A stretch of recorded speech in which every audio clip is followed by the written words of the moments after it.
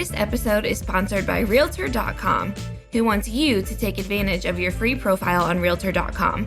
By claiming and completing your free profile, adding a photo, and all of the information that puts you head and shoulders above the competition, you're on your way to receiving free leads, helping search engines find you, and staying top of mind with past clients. To learn more about claiming your free profile, go to Realtor.com/profile.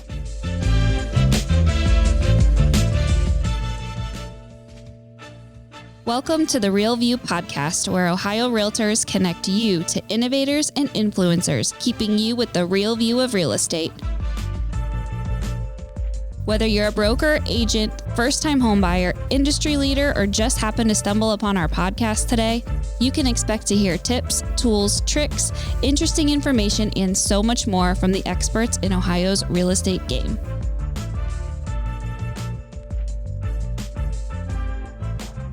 Hi, everyone. Welcome back to the Real View podcast. I am your host, Allison Wiley. Joining me today is Jeff Lobb. He is the founder and CEO of Spark Tank Media. He is an international speaker and sales coach, and he has been a realtor for over 30 years. He has more than 10 years of experience in the sales management fields, both with Fortune 500 companies and startup ventures. He is also joining us at convention, and if you are listening to this podcast today, he's going to be speaking to you all today on September 12th at 10:15 about Chat GPT. And we know this has been a hot topic, something that's been in the news, been in our circles of influence, and he is going to tell us all about it here on the podcast today, as well as at our convention. Jeff, welcome onto the show. We're really excited to have you. Thank you. My pleasure. It's always great to be on live, sharing some of the good stuff that's happening in our real estate world, because it's changing very, very quickly. So always excited to talk about it. Yeah. And we're excited to have you and to be hearing, from your perspective and your experience, what is all happening in this world. So much to talk about. But before we dive into today's topic, I want to hear a little bit more about you and your background story. Tell us about your career journey, being involved in real estate and what's led you to where you are today. Yeah, it's been a journey. It seems like it's been a while. I've got a few extra gray hairs to show proof of my journey, but it started really young. I was 19 years old, like 1988. So it's going to show my age real quick right there. Got my license, and I had this big dream of being this, investor entrepreneur. That was like the big thing back then. And there was tons of infomercials in those days about, flipping properties, and it drew me in. However, I was always that person that kind of fit the sales model. I was willing to talk to anybody. Nothing really intimidated me much at then. I was younger too, so I had no bad habits. And fortunately, I had a really good mentor early on. And back then I wore the mustard gold jacket very proudly. I joke around on stage and say I look like Doogie Howser coming down the street, like in like a beacon with this gold jacket on. And I learned how to knock on doors, because that's really all we had. I farmed, I talked to people, I stayed out of the office most of the time. But I think the biggest lesson I could say, like coming out of that, because I could really reflect back on it, was learning the difference of being proactive and reactive in real estate. And my broker that took me under the wing saw the level of energy I had, showed me the simple ropes of core basics of going to talk to people. And when I would come in on the weekends after like sweating out, it was down the Jersey Shore. I sold real estate initially. And he would tell me, he'd say, come here, I want to show you something. He showed me these two gentlemen. They were a little older gentlemen, and they were sitting in the front office. And he says, look what they're doing. They're sitting there at the front desk. I don't know, what's that called? Uptime, floor time? He's like, but what are they doing? Not much. They're doing crossword puzzles and like flicking through an MLS book. And they're like, exactly. They're waiting for something to happen. So I didn't even know how that worked at the time. So I just asked a simple question. I go, what happens if the phone doesn't ring? He goes, exactly. The phone doesn't ring, you get nothing. He just made that point really clear. And that always stuck with me is I never wait for anything. I move fast.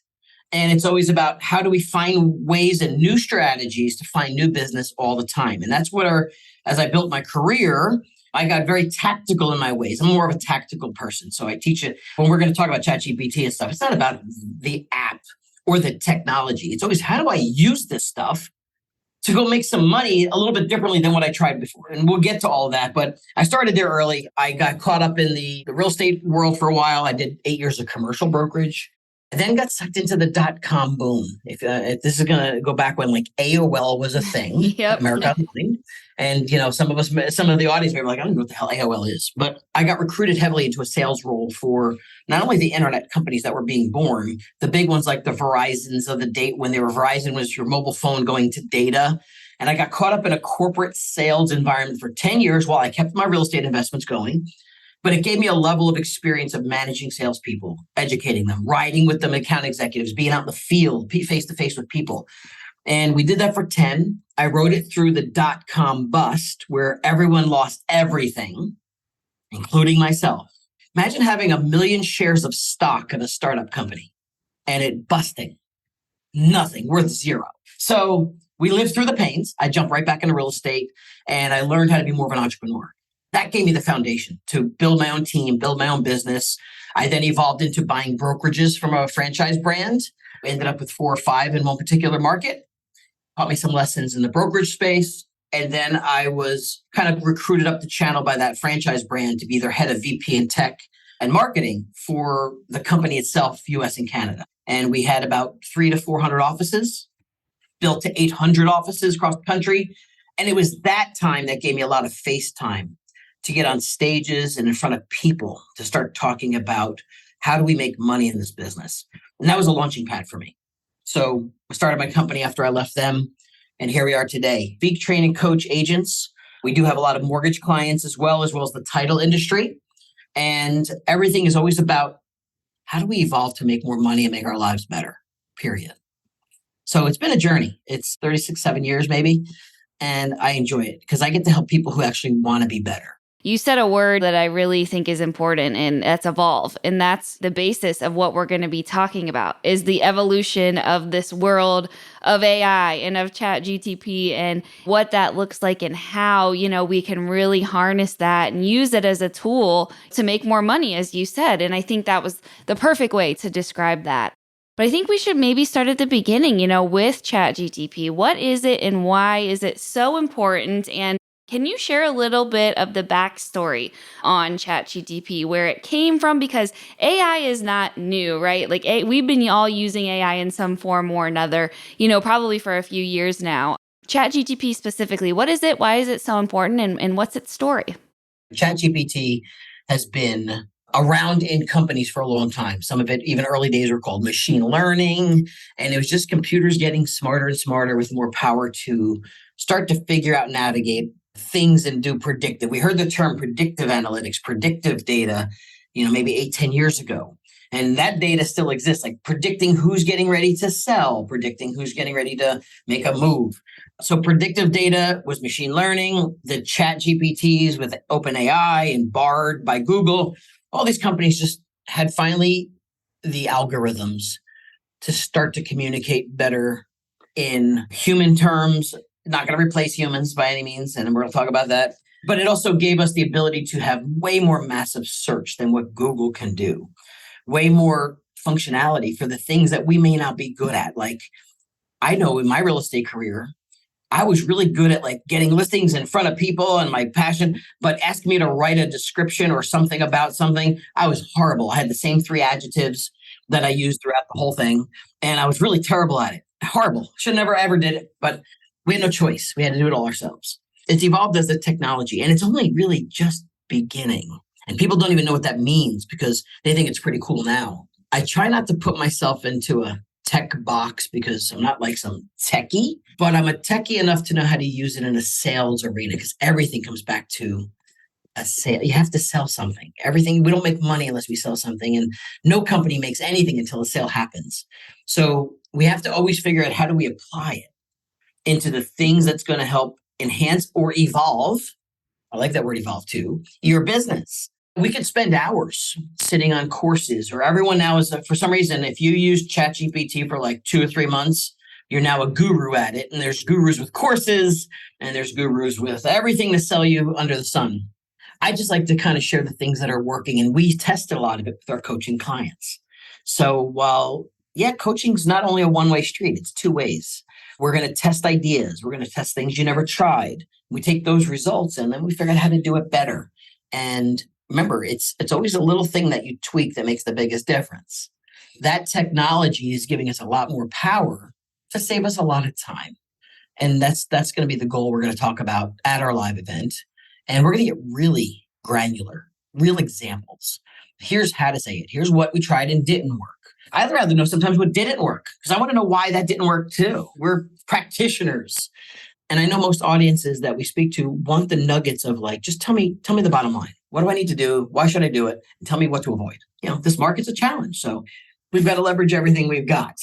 Yeah, absolutely. And you said so much that I think is important, that there are ways that we should be using it, but there are also ways that we shouldn't be using it, which I think is important to know. And especially for people who may be afraid of it or who are worried about what using it might do. Are we all going to become robots? It's going to replace our jobs. And you mentioned, in the beginning that this isn't going to replace real estate and brokers in the real estate profession, but there is a way that we can indeed use this to make us better and make more money, which I think is really exciting and cool. And I know we're going to dive into more on your session, but for our listeners that are listening to the show today, I would love to hear maybe some of the top way or two that you are seeing agents utilizing this and really making it an asset to their everyday business.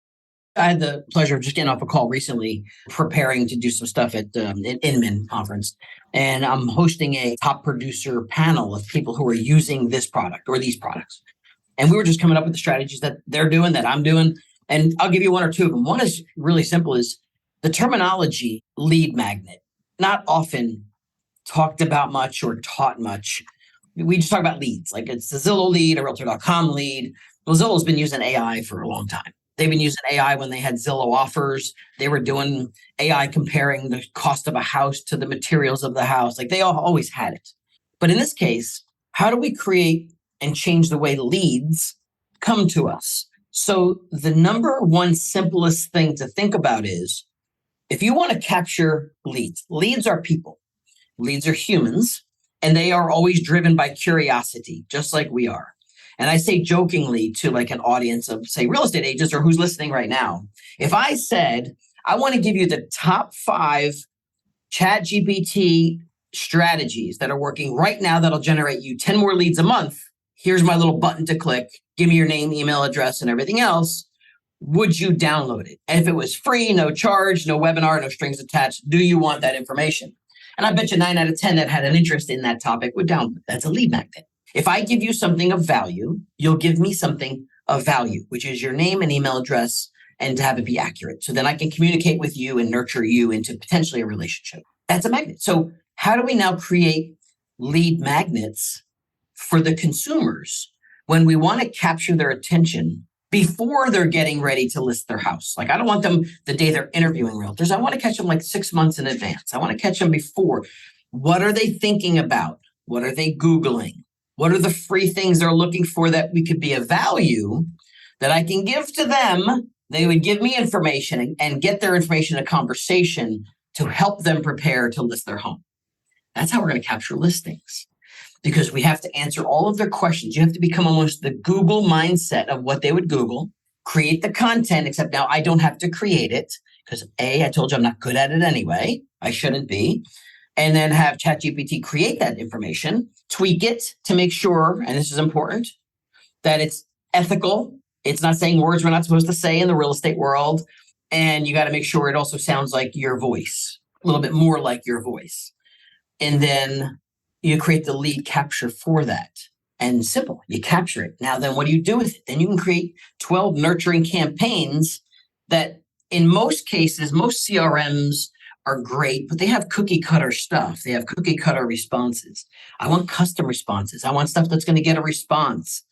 ChatGPT can do all of that. If you ask it the right way, re-ask it a different way, you can take it through a few different levels and get the answer. And it creates it all for you to nurture into conversation. Then you need to do what you do best, is have the conversations. So there's a handoff. I love what you said about making sure that it's in your voice, because I know in the times that I've experienced working with Chat GPT and just, experimenting with what it can do. And I had a friend of mine and she says, I asked it to help me, get out of my plans tonight. And she said, look what it wrote for me. And I said, yeah, but you would never talk like this. Like this would never be something that if you sent me this text, I would think you're kidnapped because you would never write like that.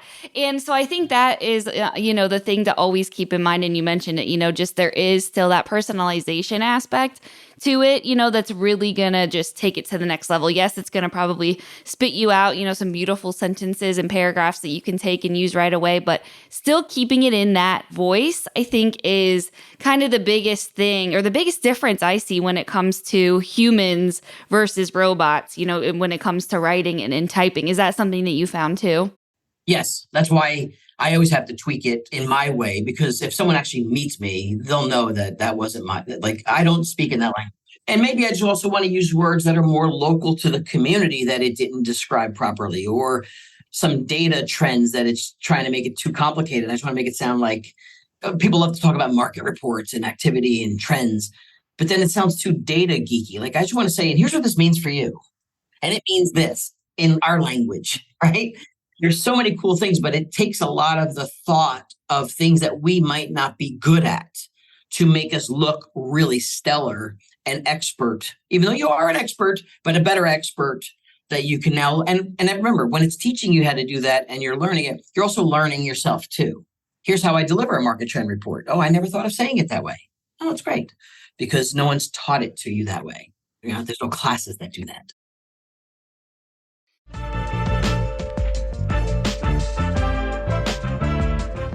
This episode of The Real View is brought to you by the Ohio Association of Community Colleges. Ohio's network of community colleges provides accessible training that accommodates the busy lifestyles of aspiring real estate professionals at half the price of a traditional university. With convenient locations in every part of the state, as well as online options, Ohio's community colleges are your smart choice for pre-licensing education. For more details or to start the journey to a real estate career, visit the education page at ohiorealtors.org and then click on the pre-license course locations.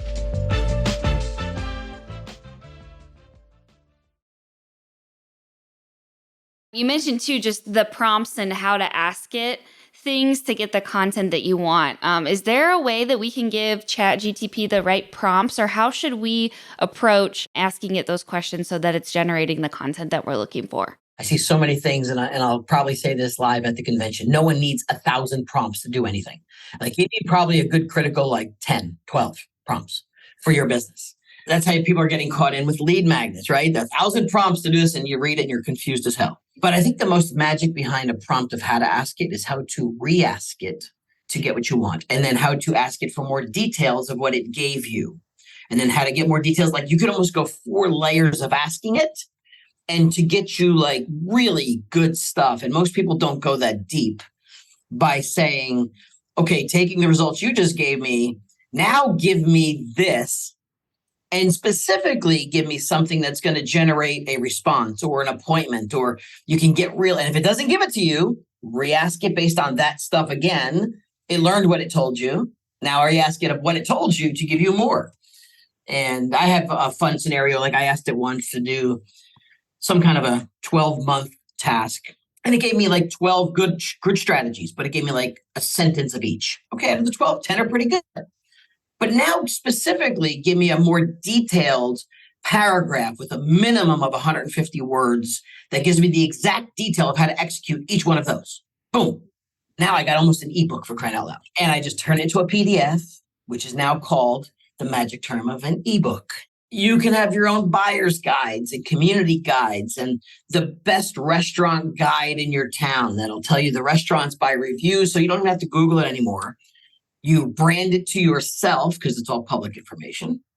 And now you've got content and expertise you never had before. That's really, the great opportunity that exists within this is just the content generation that it can do in a matter of seconds.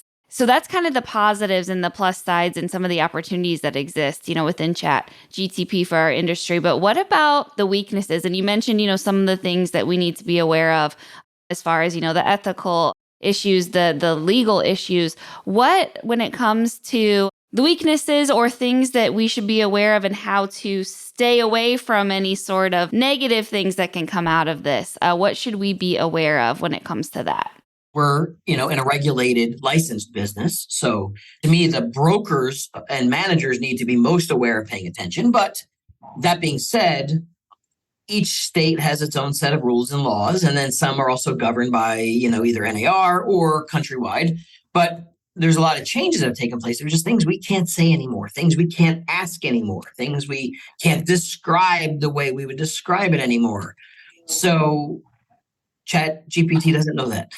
AI doesn't necessarily know that yet. I mean, it could change, but it doesn't know that. So when it's describing things, and so many people just use it for property descriptions, and some now are integrated that it just does the description for you, which is awesome. It sounds great. But let's be honest, sometimes agents, and I could say I'm one of them, don't pay attention to details and be like, oh, this is also copy, paste, boom, done. And then all of a sudden I get a letter from a board or someone who caught it saying, you can't describe this as that. That's unethical. And then here comes an ethics violation. And while it's pretty low key now, what I'm going to say is it's a little Wild West. It's going to take a couple people that do something bad or just by error. There's going to be a couple lawsuits that fly, get a lot of attention, and then it's going to become a thing. Because as soon as people get sued for something, and you're going to go, well, ChatGPT did it for me. No, it's your fault. You copied and pasted it. It's your content. That's going to happen. Someone's going to slap somebody's hand somewhere, or maybe multiples. It just shouldn't be you, because we're telling you about it here on your podcast. So, yeah, I think it's just one of those situations where it's like, proceed with caution. You know what I mean? But absolutely, you're saying, use this in your strategy. This is a good tool, but just be smart about it. And when in doubt, always double check what you're putting out there. That should just be, a rule of thumb for anything that we're generating. Think. Yeah. I still see it and I cringe when I see it, because I'm like, how does this even happen? Yeah.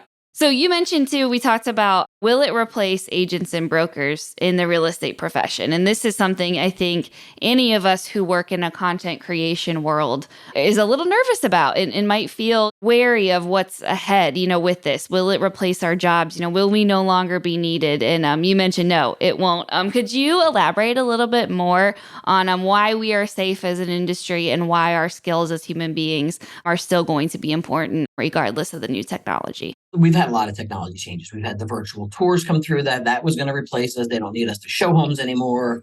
We're going to be lockbox openers. We've heard all that. I can't tell you what's going to happen in the next 30 years, but I can tell you in the near future, the real estate transaction is an emotional process. And I usually ask people, and I love this question a lot because I've been through it recently myself. I'll say, has anyone that's been a licensed real estate agent ever purchased their own home, personal home for them or their families while you've been licensed? And when I get those, they go, yep, I did it. And I'll say, I don't know about you, but I was a hot mess. I don't care, 36 years of whatever experience, went out the door. I made mistakes. I thought way too emotional. I got caught up in every home inspection issue. And I'm thinking, we just go through this with clients. We're like, that's not a big deal. Here's how you fix it. And I was like, no, I was freaking out about certain things. And I made mistakes that I should have never have made. Even with an attorney, a title company, and all that stuff too, still happened. Now imagine the typical consumer that's trying to get through the emotional process of this. And while, you still always have your FSBOs, they can do it themselves. And different markets will shift and things. We need a true advisor to take us through the things, to walk us through the steps. And while this might change the way I generate leads, it may change the way I post things and I engage with things or giveaways I do, but it's not going to replace the actual thing I do, which is help people through the process. That's the emotional part things can't usually fix just yet. Yeah, that human aspect is not going to be replaced. And even in just some of the examples that we shared, it's still missing that human element. And so much of what we do is that person to person and that relationship connection that's not going to go away, I think, because of this technology, at least maybe not right now and right away. But speaking about the future and what's to come, and you mentioned this is just in its infancy stages. This is a baby. This just came out. And even when I was Googling and researching, this morning to prepare for this, it said November 2022, this was launched. So that's not even a year old yet. And this is kind of taking the world by storm. And there's still so much left to come with this. What does the future look like for Chat GPT and AI in general? What are some of the trends or some of the things that you're seeing that are up and coming or that we should, kind of keep our eyes open for? I think it's going to really enhance and tie into search much better. So the search process will get much easier. An example, taking like two high-end technologies, take the virtual reality world of like the Apple products that are coming out for VR, taking the VR mentality. And let's just make this assumption. I hope the headset goes away. But say I have the VR technology on and I'm previewing a home. And I say, I love this home, but can you simply find me other homes like this that have the same size pool with the same kind of kitchen with stainless steel appliances? And this is and just tell it what you want. AI technology will filter that in a much creative way. And I think in the future, which is going to sound crazy, but I think it's going to be good for us, is as more data comes in about homes that are not just listed. Remember, if a home lists and sells, we still have that data 10 years from now. And it might still have a stainless steel kitchen and a cool kind of granite, theoretically, as long as it wasn't renovated. But my belief says that this will be good for us to generate leads, because if I say I'm looking for a buyer or a potential buyer, I'm looking for someone that has a home that has this kind of pool and this kind of kitchen, show me all the homes in the area, even if they're not on the market that have those, then I can go prospect. And I think that's going to be a cool evolution of once that data gets aggregated and get learned, to show me homes I should go knock on their door or message to or reach out to by phone. So that's going to so search is going to change. Voice search is going to change using AI by just asking it and telling it, just kind of like what Canva's doing now. You guys play around with Canva much? Mm-hmm. Yeah, I know a lot of our members use that. Yeah. Mm-hmm. Yeah. So the Canva AI stuff is just find me a photo that has a picture of someone wearing blue shirts and a family of 3. Like it'll find that. So it's getting more visual. AI getting more visual will help us with search. And I think it'll even help us with prospecting. Yeah, a lot of good stuff to come. But, as we mentioned before, always things to keep in mind as we experiment with new technology. Double check things, make sure what you're sending out is true to yourself and true to your brand and all of our ethics and things like that we have to follow. Jeff, what would you say your best advice for us to start exploring this technology? How can we begin to familiarize ourselves with this and learn more about AI in general? I think we just have to make a commitment to spend time playing with the technology, and not just once or I tried it and it didn't work. You got to just be curious enough to keep trying things, or attend sessions like ours that we're going to do. Get the nuggets. And then once you get that, continue to always think creatively. What if I asked it this? What if I wanted that? And too many of us just we all have it. It's like the Amazon effect. If we don't get what we want like now, we give up on it. And then we get distracted. This is something you need to pay attention to and start to use more daily, especially, and we were just chatting about this earlier, is to me that Chat GPT app on my mobile phone, which is where I'm 95% of my time anyway, is way more robust, way more feature rich. And yes, I do pay the $20 a month for the Chat GPT 4 because it's way better, but it's also teaching us better ways to use it. Stay curious. Make a commitment to just keep learning.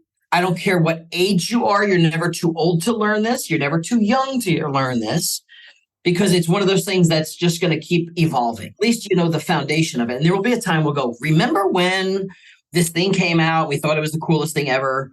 And now it's like something you have to, because if you don't, someone else will, and they'll do better than you in this business. And you'll simply phase to the back of the pile. And who doesn't want to save time? I mean, isn't that what we're all trying to do? Save time and be better and definitely take the time to play around with it. I mean, I try to get on it, pretty frequently myself, just to ask it questions, and like you mentioned, the more you play with it, the more you work with it, the better you'll become at it, the more you'll learn kind of how to utilize it to the best of what you need. But I don't think it's going anywhere. I think you agree with me, Jeff. Best to start familiarizing yourself with it and seeing where it takes you, because you never know. And look, have some fun with it too. I'll tell you one fun thing I'll share. A lot of kids online are buying kids' ebooks, right? Digital ebooks, parents are buying them. So I said, joking, let's write an ebook, right? So I said, just to give it some bizarre, creative stuff, just to see what it could do. And I gave it some kind of a prompt, like something like this. It was act like a children's book writer and give me a book that helps people understand that they're different, but could all get along together but I wanted about a dog and a frog, and I wanted to rhyme. And I just gave it a couple other things. And it was the coolest damn thing that came out. I was like, wow, it rhymes. It made people feel like they look differently, but how do they interact differently? It was awesome. Came out, I don't know. And then it didn't give me enough the first time, so I asked it for more, and it just did it.